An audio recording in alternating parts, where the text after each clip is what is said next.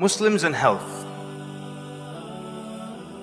Health problems are increasing. People are being diagnosed with more and more illnesses every year. And it's interesting that people are getting sick from eating.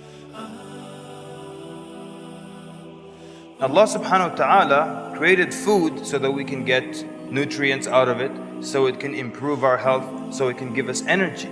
So how can it be that something that Allah subhanahu wa ta'ala put on earth to improve our health is actually damaging our health? And the plans of Allah subhanahu wa ta'ala never backfire.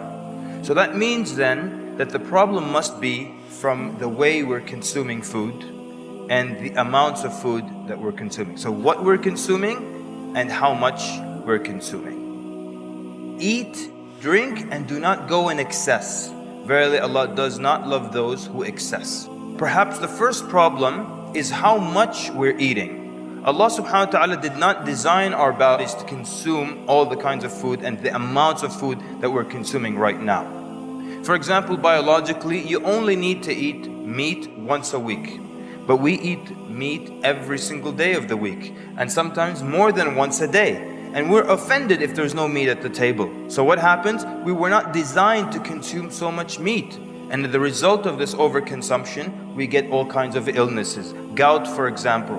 You get gout when you overdo, when you eat too much meat or too much seafood, or you consume drinks that have been sweetened with fructose. All these are things that could lead to people having gout. So we were not designed to consume that much. And Nabi sallallahu alaihi wasallam mentioned this in a hadith. You fill 1/3 of your stomach with food, 1/3 with drink, and then 1/3 you leave it for air. We mentioned the hadith like this is the minimum. The hadith begins when Nabi sallallahu alaihi wasallam said, the human being, son of Adam, has not filled any vessel. There's no container that you can fill worse than your stomach. Meaning, the worst thing you can fill is your stomach. Sufficient for the son of Adam are a few bites to sustain him. Just a few bites to keep you going. If there's no other way and you have to, then 1/3 for your food, then 1/3 for your drink, and then 1/3 for the air. So the hadith is mentioning this as the maximum that you can do. We mention it as if it's the minimum. Yeah, just start with that. No, that's the end. If you have to, there's no other way. Is that how much we consume now? Is that how we eat? How many of us today eat just a few bites to keep us going? Basically, you eat to remain alive. You eat to live. But what happens? We live to eat. And so as a result of that, all kinds of illnesses arise. We're supposed to consume just a little bit to contain us. But we eat so much, and if there is just a little bit of air left in our stomach, we become uncomfortable.